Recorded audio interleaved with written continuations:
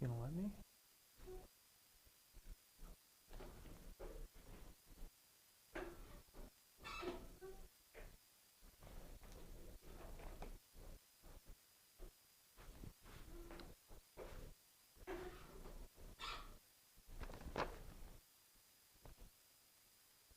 Oh, yeah. So we'll see if I have sound. All right, well, we're gonna test this to see if we have sound because we're unsure. So I'm gonna pretend like we're live. I already pressed the button. So yeah, hi, this is Chris Hinds, Denver City Council District 10. Clearly, even though we've been doing this for a couple months, we still have technical issues. So there's gotta be a better way to do this. But nevertheless, we persist because I feel strongly that it is important for us as council people to be accessible to everyone who wants to have access to Denver City Council District 10. So anyway, my name is Chris Hinds. I represent Denver City Council's District 10, or Denver's Perfect 10, as I like to say. Hopefully other people like to say that too. The boundaries of District 10 are Uptown, Capitol Hill, Golden Triangle, Cheeseman, Congress, Cherokee Country Club, Belcaro, and Alamo Placido, which is the northern part of Spear. I ran on a platform of values, and we talked a lot on the campaign about housing, transportation, and representation. I think it's important for us to have elected officials who use a system of values to make decisions, and because I was elected on housing, transportation, and representation, we've formatted this live stream in the same way. So I'm going to start talking about housing, and this was actually a short week. President's Day was on Monday, and so we had Monday off because it was a city holiday, also a state holiday, and so the government offices were closed. But in a short week, we have a little bit less to share with you. So the first thing about housing, we have learned a little bit more about the group living proposals. You also can learn about the group living proposals, the community planning and development, and the people who are putting forth the proposal, which community planning and development is part of the city of Denver. They have scheduled 4 open houses. 1 has already happened, and there are 3 more, including one tomorrow, this Saturday, February 22nd, excuse me, and then February 26th, which is next Wednesday, and the following Wednesday on March 4th. If you like the specifics, as in dates, times, and locations, go to denvergov.org/groupliving. We asked for an open house in District 10.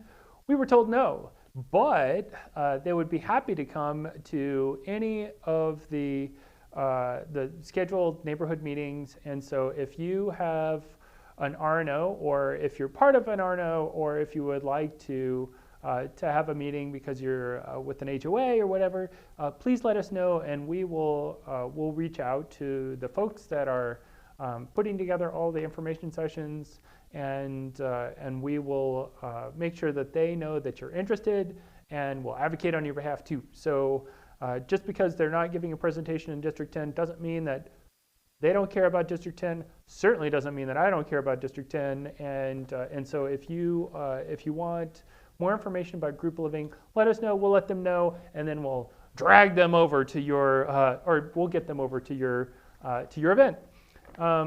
Also, as far as housing, this week, actually yesterday, I went I made a rare trip beyond the District 10 boundaries and went down to Southwest Denver and visited Loretto Heights.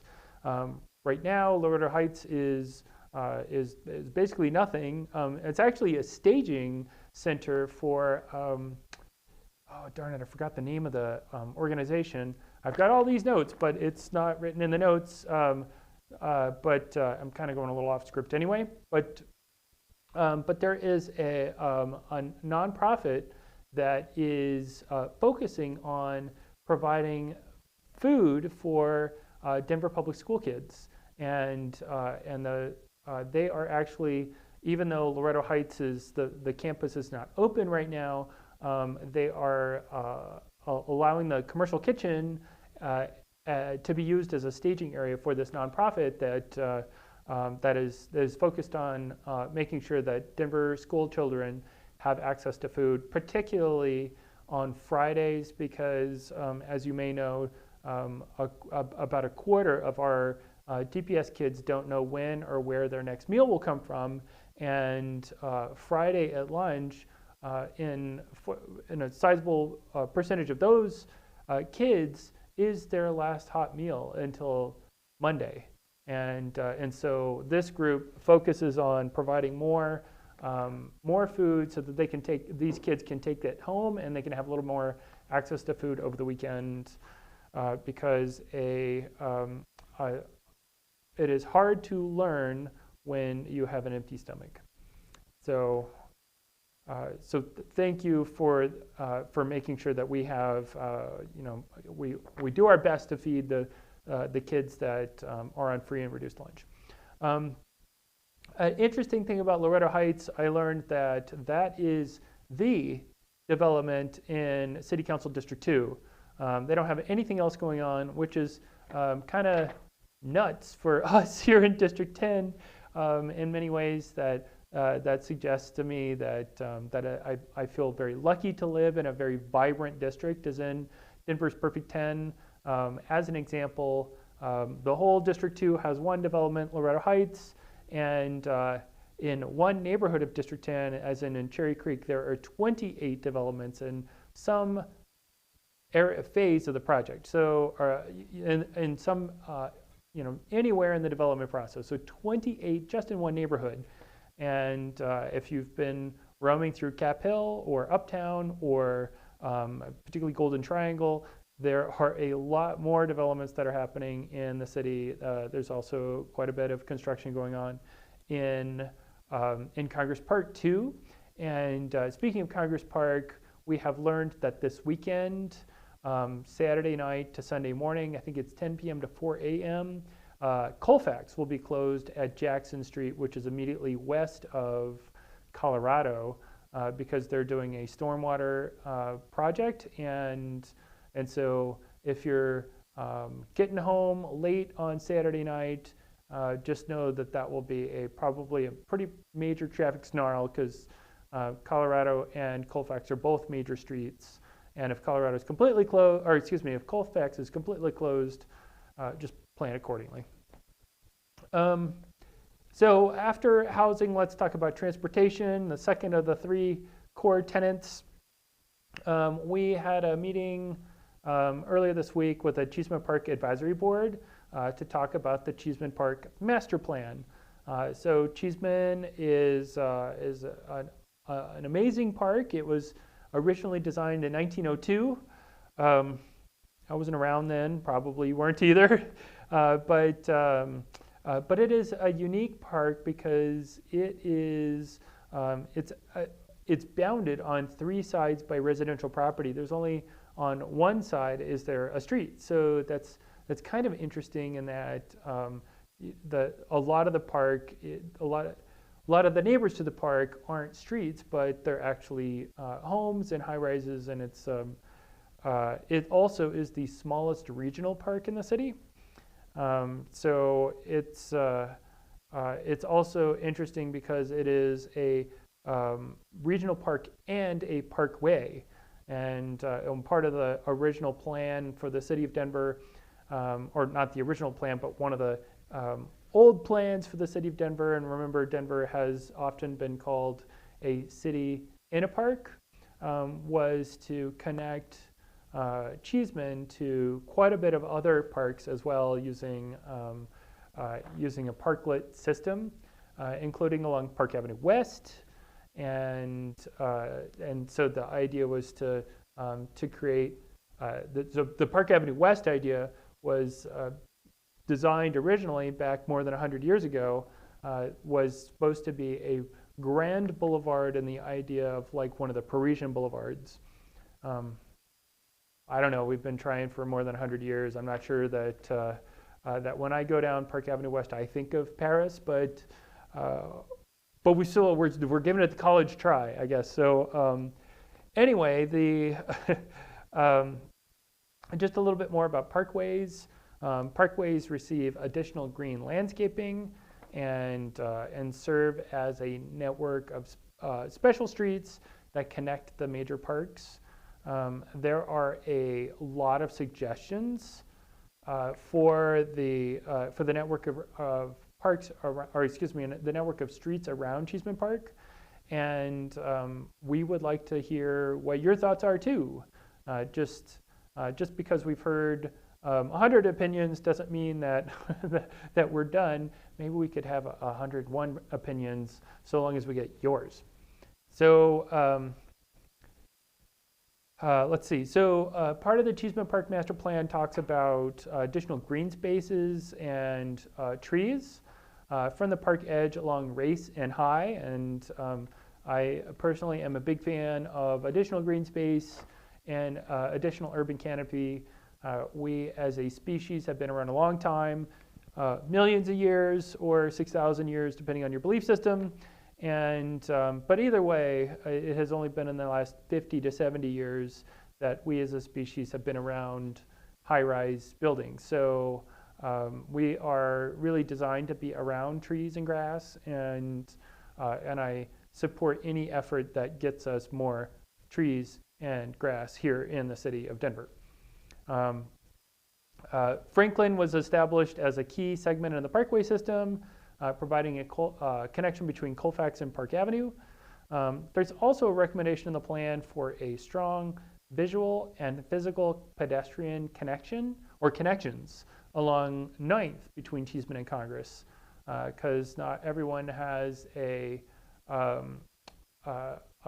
season pass to the Botanic Gardens, although I would suggest it. The Botanic Gardens is amazing. But for those who don't have a season pass, there isn't an easy way or an accessible way or a safe way, some might say, to get from Cheeseman to Congress. And the idea is to have 9th be that safe, easy, convenient way to go between the two. The Congress being the active park where there's soccer games and and sports, and Cheeseman being the passive park where you can have a picnic or run around the path, or whatever makes sense for you. Floats your boat, I would say, except that it's all land. There's no boats or floating at all in Cheeseman, at least not that I know of. Is there boat floating in Cheeseman?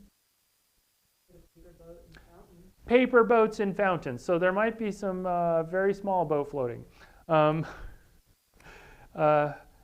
Let's see. So other things that we've heard as far as transportation, there are some additional traffic calming measures along 8th.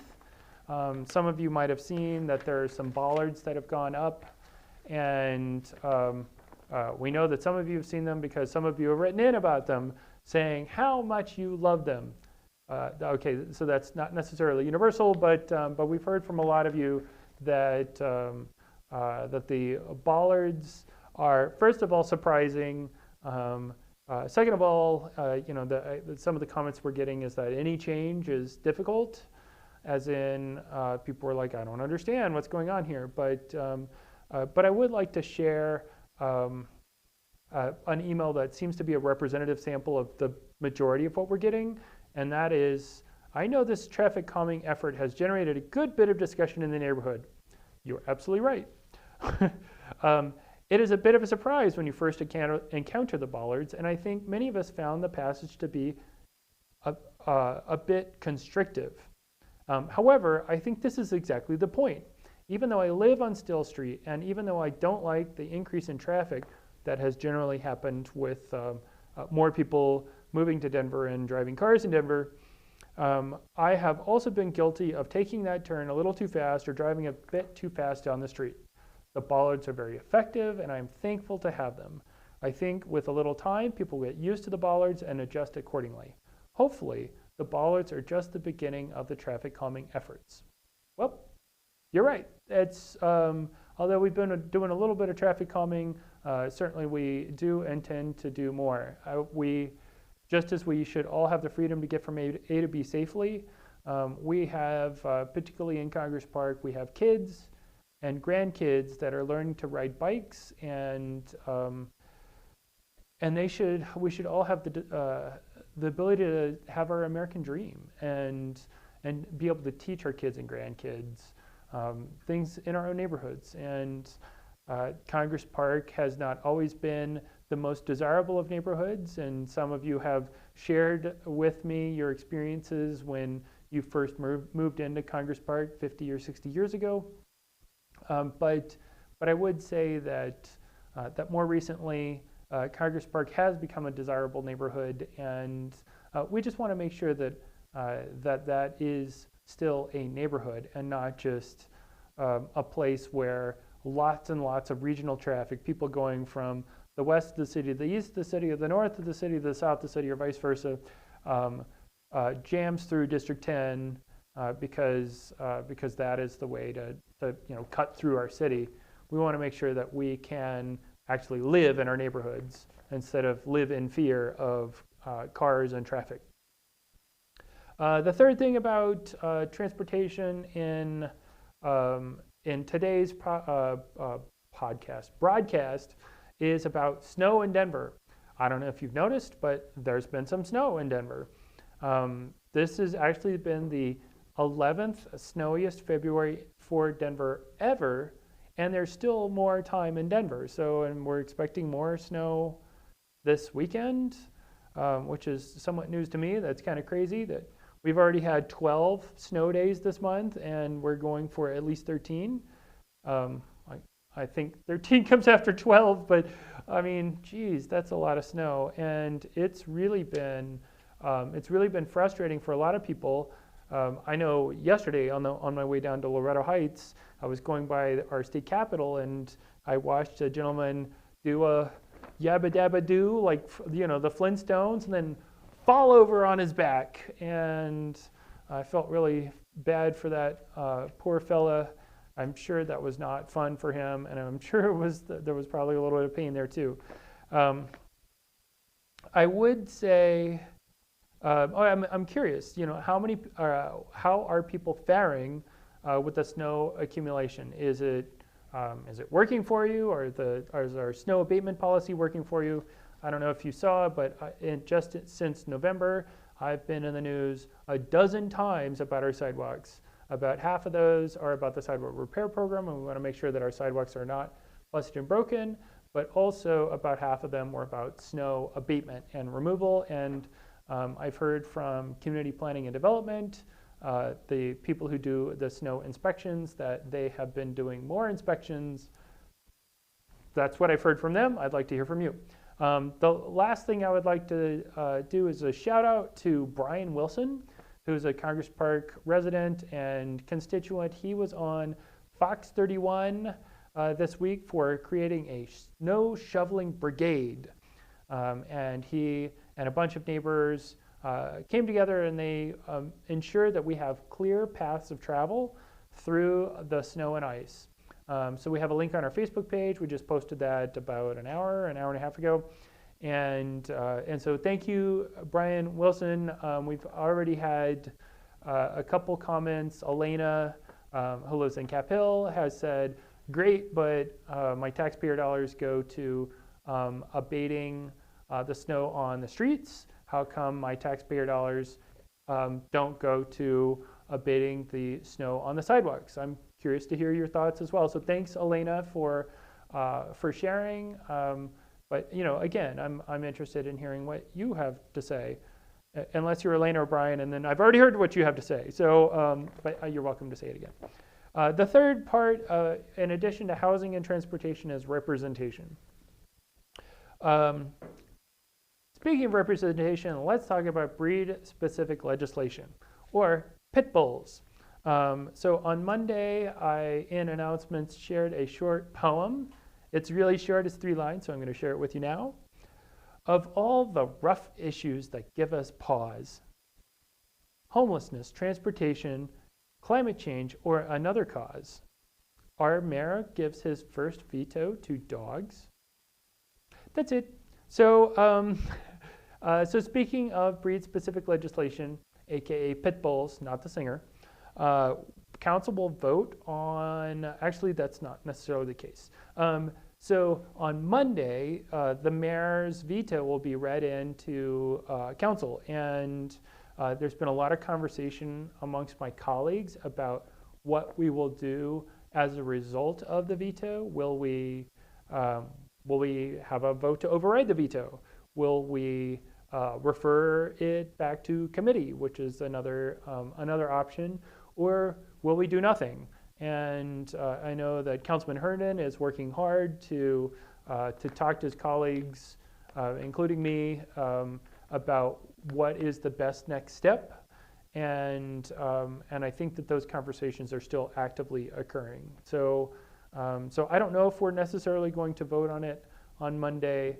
But the idea seems likely that we will, at least based on what I know now. But there's still time between now and then. So if you have thoughts or concerns about breed-specific legislation, and I know a lot of you do, we're getting people writing from all over the world.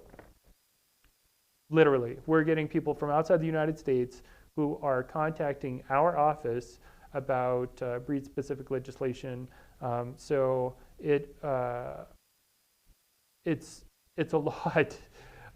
It is a very important topic. It is almost like religion in that people have very strong feelings, and sometimes those are based in fact. Sometimes they're based in fear. Sometimes they're based in a lot of emotion. Just again, kind of like religion. So thank you to the hundreds, probably thousands at this point, of people who have emailed or called or sent in messages elsewhere.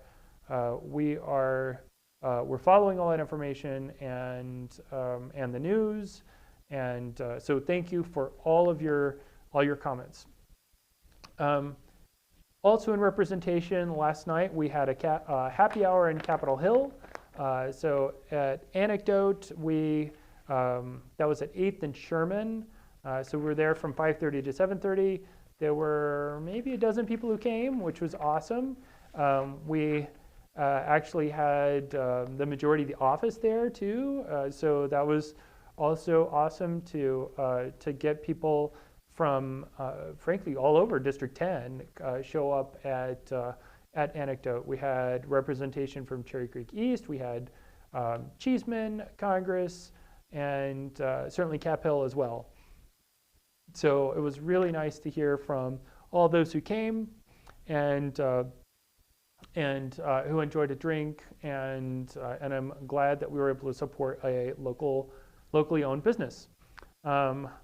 One other thing about representation, hopefully you've heard, because we heard some of you, interested in this, but starting this Monday, City Council will have public comment every week. So if you had, before Monday, it was the first and third weeks, and that became kind of confusing for people. They would show up on weeks when there wasn't public comment, hoping there was public comment when, so that was confusing. It was confusing for me and my colleagues. We didn't know if we were actually supposed to show up at 5 or 5:30. So anyway, so starting on Monday, we will have public comment every week at 5 o'clock. So thank you, Councilman Cashman, for bringing that forward. At this time, public comment will not be televised. I know that Councilman Cashman is interested in that as well. I think that it makes sense for us to be more accessible to the public and the people we represent and the people, frankly, we're accountable to. So I'm in favor of making sure that the public comment is also televised, but that will come forward in the future. So stay tuned for that, or or not if that fails, because it won't be televised. Haha. So I think we're getting close to time. I'm not sure how close to time. How much time do we have? 5 minutes. Okay. So so I'll just say a couple more things. Make sure that you're signed up for our newsletter, but it's not called newsletter. That's the last guy. We call it Hinds Sites, and as a bit of a nod to my predecessor. And if you haven't already signed up, please, you can go to Twitter or Facebook. We have the information on social media, but you can also go to a bit.ly link, bit.ly/DenverPerfect10. So Denver Perfect all smashed together, and the numbers 1 and 0. Also, as far as reaching out, we have 2 more constituent events coming up in the next couple weeks. We have Coffee and Cheeseman Park, so specifically at Pete's Kitchen on Colfax in the little patio area, the covered patio. And we're also having coffee in Capitol Hill at the Corner Beat. So the dates are on our website. The official website for District 10 is denvergov.org/a really ridiculous URL, or you can go to denvergov.org/district10, and it will then redirect you to the ridiculous URL. So those dates for our continued outreach in the community are there. They're on social media as well. Also, in addition to signing up for the newsletter, I would love it if you would tell your friends and neighbors, even if they're not friends. We want to make sure that we are communicating with everyone in the district, everyone who lives, works, and plays in District 10, because it is important for me personally, and I think it's important for our democracy, that we fully represent all the people who have interest in Denver, and specifically in Perfect 10. So thank you so much for enduring our technical issues at the beginning, and hopefully at some point before 2023, we will have all these figured out and sorted out. But did we have any questions? Nope, no questions. Don't be shy to ask questions as well. So we really, that's part of the reason why we have the Facebook Live is so that you can ask questions and I can answer them live. Another reason why we have Facebook Live is that this stays on Facebook and you can watch them at 10:30 tonight. Jonathan Clyburn, you're welcome to watch. If you ask questions at 10:30 at night, I won't answer them live, but certainly I'm glad that you are paying attention and that you're engaging. That is what our democracy is supposed to do. So thank you very much, and have a wonderful weekend.